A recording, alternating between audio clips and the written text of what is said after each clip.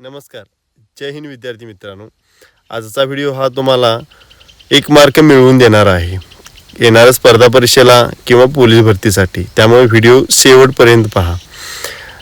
26 डिसेंबर 2025 रोजी राष्ट्रीय बाल पुरस्कार याचं वितरण झालेलं आहे. तर हा पुरस्कार राष्ट्रपती द्रौपदी मुर्मू यांच्या हस्ते प्रदान करण्यात आलेला आहे. तर या पुरस्काराचे रोख रक्कम 1 लाख रुपये आणि पारितोषिक आहे.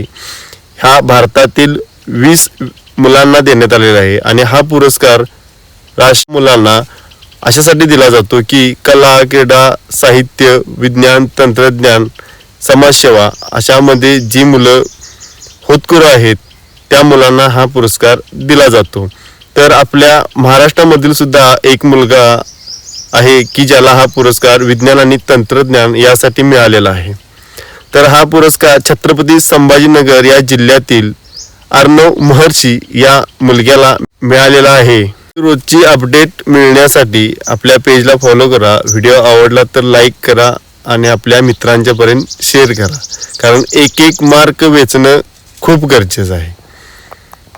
धन्यवाद मित्रांनो.